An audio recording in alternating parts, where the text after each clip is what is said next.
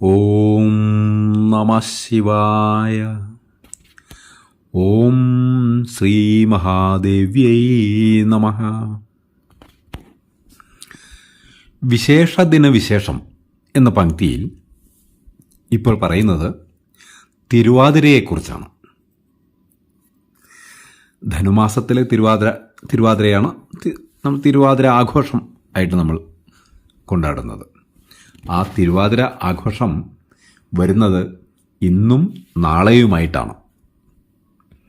ഇന്ന് 2025 ജനുവരി 12 1200 ധനുമാസം 28 ഞായറാഴ്ച തിരുവാതിര തുടങ്ങുകയാണ്. തിരുവാതിര ആഘോഷം തുടങ്ങുന്നു. നാളെ ജനുവരി 13 ധനു 29 തിരുവാതിരയുടെ പ്രധാന ഭാഗമായ തിരുവാതിര വ്രതവും വരുന്നു. എന്തുകൊണ്ട് ഇങ്ങനെ തിരുവാതിര 2 ദിവസമായിട്ട് വന്നു? എന്താണ് അതിൻ്റെ പ്രാധാന്യം? എങ്ങനെയാണ് തിരുവാതിര ആചരിക്കേണ്ടത്? തിരുവാതിര ആചരിക്കുന്നതിന് അടിസ്ഥാനമാക്കേണ്ടത് എന്ത്? തുടങ്ങിയ കാര്യങ്ങൾ നമുക്കൊന്ന് ആലോചിക്കാം. ആദ്യം തന്നെ തിരുവാതിര എന്ന് പറയുന്നത് സ്ത്രീകളുടെ, പ്രധാനമായും സ്ത്രീകളുടെ ഉത്സവമാണ്. കേരളത്തിൽ പ്രത്യേകിച്ചും സ്ത്രീകളുടെ ഉത്സവമായിട്ട് ആഘോഷിക്കുന്ന അതാണ് തിരുവാതിര. ശിവനെയാണ് ആരാധിക്കുന്നത്. ഈ തിരുവാതിര ദിവസം ശിവനെയാണ് പ്രധാനമായിട്ടും ആരാധിക്കുന്നത്. ശിവനെയും പാർവതിയെയും കൂടിയും ആരാധിക്കുന്ന ദിവസമാണ് തിരുവാതിര. അതിന് കാരണം തിരുവാതിരയുടെ സംബന്ധിച്ച ഐതിഹ്യങ്ങൾ പലതുണ്ട്. എങ്കിലും പ്രധാനം ശിവന്റെ പിറന്നാളാണ് തിരുവാതിര എന്ന രീതിയിലാണ് പ്രധാന ആഘോഷം. ശിവനെ സംബന്ധിച്ചോളം പിറന്നാൾ, ശിവനും വിഷ്ണുവിനും പിറന്നാൾ ജനിച്ചു എന്ന സങ്കല്പമില്ല. എന്നും നിലനിൽക്കുന്ന അനാദിയും അനന്തവും ആണ് ആ ശിവ വിഷ്ണു സങ്കല്പങ്ങളെല്ലാം. അതുകൊണ്ട് പിറന്നാളാഘോഷം എന്നില്ല. എങ്കിൽ പോലും തിരുവാതിര നക്ഷത്രം ശിവന്റെ നക്ഷത്രമായിട്ട് പരിഗണിക്കപ്പെടുന്നതാണ്. തിരുവോണം ഏതു പ്രകാരത്തിലാണോ വിഷ്ണുവിൻ്റെ നക്ഷത്രമായിരിക്കുന്നത്, അതുപോലെ തന്നെ ശിവന്റെ നക്ഷത്രമാണ് തിരുവാതിര. നക്ഷത്ര ദേവതകൾ തന്നെ ചന്ദ്രൻ മകൈരത്തിനങ്ങ് ആർദ്രയ്ക്ക് ശിവനായി വരും എന്ന് നക്ഷത്ര ദേവതകളെക്കുറിച്ച് പറയുന്ന ശ്ലോകത്തിൽ പറയുന്നു. ആർദ്രയ്ക്ക് ശിവനായി വരും. തിരുവാതിരയുടെ നക്ഷത്ര ദേവത ശിവനാണ്. മാത്രമല്ല അതിൽ തന്നെ ധനുമാസത്തിലെ തിരുവാതിരയാണ് ഭഗവാന്റെ പിറന്നാളായിട്ട്, ശിവഭഗവാന്റെ പരമശിവന്റെ പിറന്നാളായിട്ട് ആഘോഷിക്കുന്നത്. നമ്മൾ പ്രധാനപ്പെട്ട തിരുവാതിരപ്പാട്ടുകളിലെ ഒക്കെ പറയുന്നുണ്ട്, ധനുമാസത്തിൽ തിരുവാതിര ഭഗവാൻ തൻ്റെ തിരുനാളല്ലോ എന്ന് പറഞ്ഞു തുടങ്ങുന്ന തിരുവാതിരപ്പാട്ട് വളരെ പ്രശസ്തമാണ്. ധനുമാസത്തിലെ തിരുവാതിര ഭഗവാന്റെ തിരുനാളാണ്, ശിവഭഗവാന്റെ തിരുനാളാണ് എന്ന സങ്കല്പത്തിലാണ് തിരുവാതിര ആഘോഷിക്കുന്നത്. ഏതായാലും ആ ധനുമാസത്തിലെ തിരുവാതിര വരുന്ന ദിവസമാണ് നമ്മൾ തിരുവാതിര ആഘോഷിക്കേണ്ടത്. എന്തുകൊണ്ട് ഇക്കൊല്ലത്തെ തിരുവാതിര ഇന്നും നാളെയുമായി 2 ദിവസമായിട്ട് വരുന്നു എന്നും കൂടി നമുക്ക് ആലോചിക്കേണ്ടതുണ്ട്. തിരുവാതിര ആഘോഷത്തിന് വിവിധ ഘടകങ്ങളാണുള്ളത്. ഒന്ന് ആർദ്രാ ജാഗരണം, മറ്റൊന്ന് ആർദ്രാ ദർശനം, വേറൊന്ന് ആർദ്രാവ്രതം. അങ്ങനെ തുടങ്ങി വിവിധ ഘടകങ്ങൾ അടങ്ങുന്നതാണ് തിരുവാതിര ആഘോഷം. അതിൽ ഈ ആർദ്രാ ജാഗരണവും ആർദ്രാവ്രതവും ആണ് പ്രധാനമായിട്ട് നമ്മൾ നോക്കേണ്ടത്. ആർദ്രാ ജാഗരണം എന്ന് പറഞ്ഞാൽ ജാഗ്രതയോടെ ഇരിക്കൽ, ജാഗ്രത അവസ്ഥയിൽ ഉണർന്നിരിക്കൽ എന്നർത്ഥം. അതായത് രാത്രി ഉറക്കമൊഴിക്കൽ നടത്തേണ്ട ദിവസമാണ് ആർദ്രാ ജാഗരണം.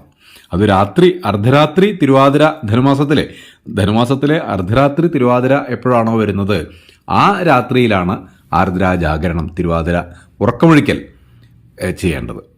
ആ ഉറക്കമൊഴിക്കൽ എന്ന് പറയുമ്പോൾ അതിനകത്ത് പാതിരാപ്പൂ ചൂടല്, തുറിച്ചുകുളി, മഞ്ഞളരച്ച്, അങ്ങനെയുള്ള കുറേ ചടങ്ങുകളെല്ലാം അതിനകത്ത് വരുന്നു. തിരുവാതിര ആർദ്രാ ജാഗരണം, ഉറക്കമൊഴിച്ച് ശിവനെ പൂജിച്ചിരിക്കേണ്ട ദിവസം, അത് ആർദ്രാ ജാഗരണം. മറ്റൊന്ന് ആർദ്രാവ്രതം.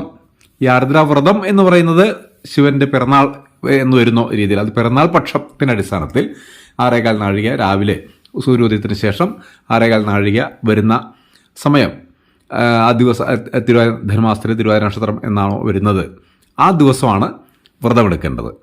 അപ്പം ധനുമാസത്തിലെ തിരുവാതിര സൂര്യോദയത്തിന് ശേഷം 6:15 നാഴികയ്ക്കെങ്കിലും, അപ്പോൾ അതിൽ അല്പം കൂടുതൽ വരുന്ന ദിവസം രാവിലെ അന്ന് ആർദ്രാവ്രതം എടുക്കണം.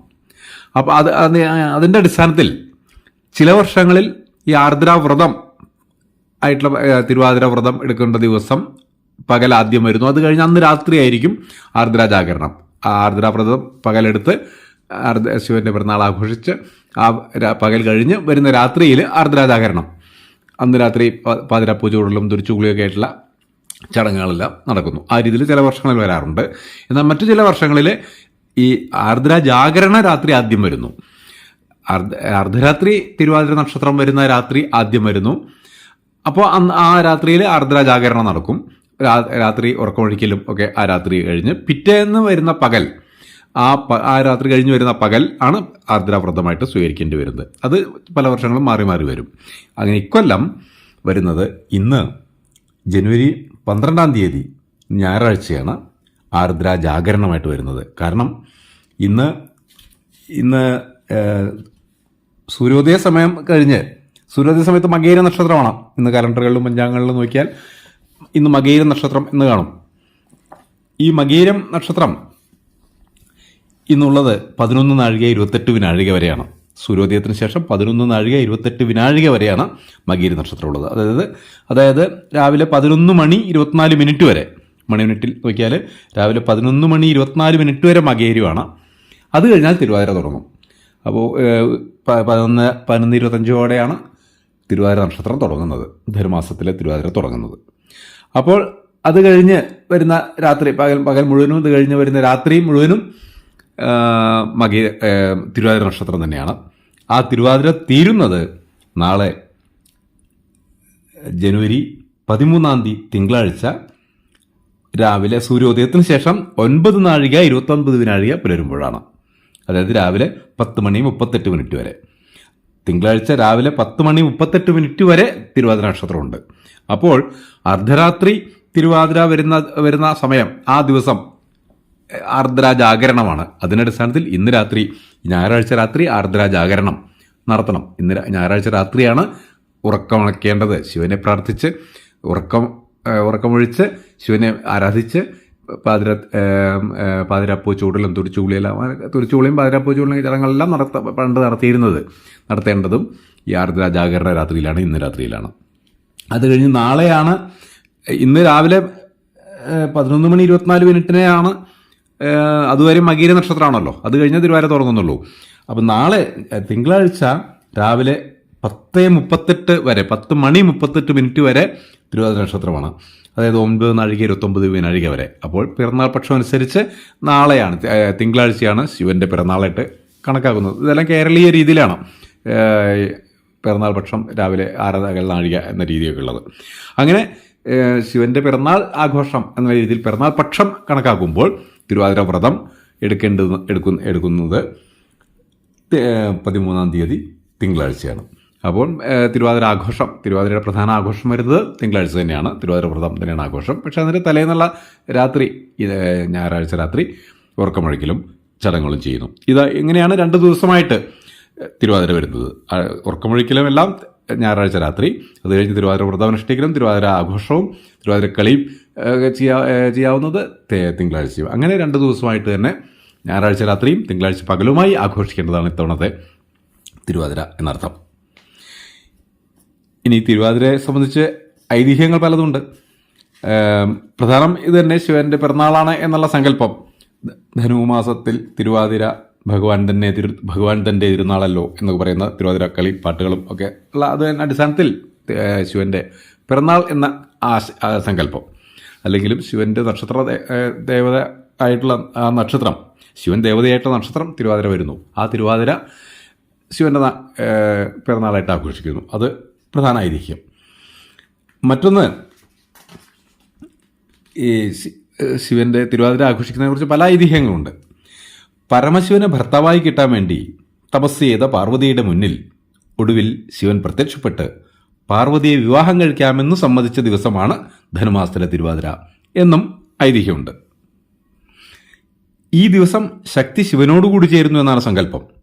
അതുകൊണ്ട് തന്നെ അവിവാഹിതരായ പെൺകുട്ടികൾക്ക് മാംഗല്യസിദ്ധിക്കും വിവാഹിതർക്ക് മാംഗല്യ അഭിവൃദ്ധിക്കും ഏറ്റവും നല്ലതാണ് തിരുവാതിര വ്രതം എന്നും പറയാറുണ്ട്. അതായത് പാർവതിയുടെ തപസ്സിനെ കുറിച്ച് നമുക്ക് അറിയാം. പാർവതി അത്യധികമായ തപസ്സിലൂടെയാണ് ശിവനെ ഭർത്താവായി നേടുന്നത്. കുമാരസംഭവത്തിൽ വളരെ വിശദമായിട്ട് പാർവതിയുടെ തപസ് വർണ്ണിച്ചിട്ടുണ്ട്. സ്ഥിതാഹ ക്ഷണം ഭക്ഷ്മസുത അടിതാധരാഹ പയോധരോത്സേധ നിപാത ചോർണിതാഹ വലിയേഷു തസ്യാഹ സ്ഖലിതാ പ്രവേദിരെ പ്രഥമോദബിന്ദവ. ആ പ്രഥമോദബിന്ദു ചിരേണ നാഭിം പ്രഥമോദബിന്ദവ എന്ന് പറയുന്ന ആ പ്രഥമോദബിന്ദുവിനെ കുറിച്ചൊക്കെ എത്ര സുന്ദരമായിട്ടാണ് കാളിദാസൻ വർണ്ണിച്ചിരിക്കുന്നത്. നമുക്കറിയാം ആ അഞ്ചാം കുമാരസംഭവത്തിൻ്റെ സർഗത്തിലെ ഒരു സർഗത്തിൽ പ്രധാനമായിട്ടും ഈ പാർവതി ദേവിയുടെ തപസ്സിനെയാണ് വർണ്ണിച്ചിരിക്കുന്നത്. ആ അത്രയും കഠിനമായ തപസ്സിന് ശേഷം ശിവൻ സംപ്രീതനായി പാർവതിയുടെ മുന്നിൽ പ്രത്യക്ഷപ്പെട്ട് പാർവതിയെ വിവാഹം കഴിക്കാമെന്ന് സമ്മതിച്ചു എന്നാണ് കഥ. ആ ദിവസമാണ് തിരുവാതിര എന്ന് പറയുമ്പോൾ. അപ്പം ഈ ദിവസം തിരുവാതിര വ്രതം അനുഷ്ഠിച്ചാൽ ഇഷ്ടപ്പെട്ട പുരുഷന് ഭർത്താവെ ലഭിക്കാൻ ഏറ്റവും ഉത്തമമാണ് എന്ന സങ്കല്പം വരുന്നത് അതിൻ്റെ അടിസ്ഥാനത്തിലാണ്. വിവാഹിതരായ സ്ത്രീകൾക്കും ഭർത്താവിൻ്റെ അഭിവൃദ്ധിക്കുമെല്ലാം ദാമ്പത്യ അഭിവൃദ്ധിക്കുമെല്ലാം ഏറ്റവും ശ്രേയസ്കരമാണ് തിരുവാതിര വ്രതം എന്ന സങ്കല്പം പറയുന്നു. ശിവപുരാണം ഉൾപ്പെടെയുള്ള പുരാണങ്ങളിൽ ഇതിൻ്റെ വ്രതങ്ങളെക്കുറിച്ചും എല്ലാം വിശദമായിട്ട് പറയുന്നുമുണ്ട്. മറ്റൊരു ഐതിഹ്യം പുരാണങ്ങളിൽ പറയുന്നത് വിഷ്ണുവിൻ്റെയും ബ്രഹ്മാവിൻ്റെയും അഹങ്കാരം തീർക്കാനായി സ്തംഭരൂപത്തിലും അത് ലിംഗരൂപത്തിലും പരമശിവൻ പ്രത്യക്ഷപ്പെട്ടത് ചാന്ദ്രരീതി പ്രകാരമുള്ള മാർഗശീർഷ മാസത്തിലെ തിരുവാതിര നക്ഷത്ര ദിവസമാണെന്ന് ശിവപുരാണത്തിൽ പറയുന്നുണ്ട്. ലിംഗരൂപത്തിൽ പ്രത്യക്ഷപ്പെട്ട പരമശിവനെ ബ്രഹ്മാവും വിഷ്ണുവും അഹങ്കാരം വെടിഞ്ഞ് പൂജിച്ചു എന്നാണ് കഥ. ശിവപുരാണത്തിൽ പറയുന്ന കഥ അങ്ങനെയാണ്. ബ്രഹ്മാവും വിഷ്ണുവും കൂടി ശിവനെ ലിംഗരൂപത്തിൽ ആരാധിച്ച ദിവസം എന്ന സങ്കല്പത്തിലും ഈ തിരുവാതിരയ്ക്ക് പ്രസക്തിയുണ്ട്. മാർഗശീർഷ മാസത്തിലെ തിരുവാതിര നക്ഷത്ര ദിവസമായിരുന്നു എന്ന് പുരാണങ്ങളിൽ പറയുന്നു. അങ്ങനെ പല തരത്തിലുള്ള ഐതിഹ്യങ്ങൾ തിരുവാതിരയ്ക്കുണ്ട്. ഏതായാലും ശിവനെ ആരാധിക്കേണ്ട ദിവസമാണെന്ന കാര്യത്തിൽ സംശയമില്ല. ശിവനെയും പാർവതിയെയും കൂടി ആരാധിക്കേണ്ട ദിവസമാണ് തിരുവാതിര എന്നും പറയാറുണ്ട്. അങ്ങനെ നമുക്ക് ഈ ദിവസം പരമശിവനെ പാർവതിയെ നമുക്ക് നമസ്കരിക്കാം, തിരുവാതിര വ്രതം അനുഷ്ഠിക്കാം. തിരുവാതിര വ്രതത്തിൻ്റെയൊക്കെ എല്ലാവർക്കും അറിയാം എങ്ങനെ തിരുവാതിര വ്രതം അനുഷ്ഠിക്കണം എന്നുള്ള എല്ലാം. തിരുവാതിര തുടങ്ങുന്നതിൻ്റെ തലേന്ന് തന്നെ മകീരം സന്ധ്യയിൽ വരുന്ന ദിവസം എട്ടങ്ങാടി നിവേദിക്കുന്ന രീതിയുണ്ട്. 8 കിഴങ്ങുകൾ, കായകൾ ഉൾപ്പെടെ 8 കിഴങ്ങ് വർഗ്ഗങ്ങൾ മറ്റും എല്ലാം ചേർന്നുള്ള എട്ടങ്ങാടി നിവേദ്യം എല്ലാ ചടങ്ങുകളൊക്കെ ഉണ്ട്. പ്രത്യേകിച്ച് തെക്കൻ കേരളത്തിലാണ് കൂടുതലായിട്ട് വരിക ഇത്തരം ചടങ്ങുകൾ, ഈ എട്ടങ്ങാടി പോലുള്ള നിവേദ്യങ്ങൾ. എങ്കിലും മകീര സന്ധ്യയിൽ മുതൽ തുടങ്ങുന്നു അതിൻ്റെ ആചാരങ്ങൾ.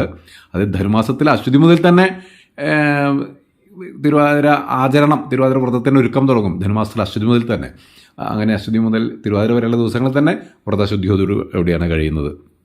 അങ്ങനെ തിരുവാതിര ദിവസം വ്രതം അനുഷ്ഠിക്കുന്നു, ശിവനെ ആരാധിക്കുന്നു. ആ രീതിയിൽ അങ്ങനെയാണ് ശിവക്ഷേത്രങ്ങളിൽ ദർശനം നടത്തുന്നതും ശിവനെ ആരാധിക്കുന്നതും എല്ലാം ഏറ്റവും ഉത്തമമാണ് ഈ ദിവസം. നമുക്ക് ശിവനെയും പാർവതിയെയും സ്തുതിക്കാം. ധാരാളം നമുക്ക് സ്തോത്രങ്ങളുണ്ട്. ശിവാഷ്ടകമുണ്ട്. പ്രഭും പ്രാണനാഥം വിഭും വിശ്വനാഥം ജഗന്നാഥനാഥം സദാനന്ദഭാജം ഭവദ്ഭവ്യഭൂതേശ്വരം ഭൂതനാഥം ശിവം ശങ്കരം ശംഭും ഈശാനമീഡേ എന്ന് തുടങ്ങുന്ന ശിവാഷ്ടകം. ശിവനാമാവലി അഷ്ടകമുണ്ട്, ശങ്കരാചാര്യരെ രചിച്ചു തന്നെ.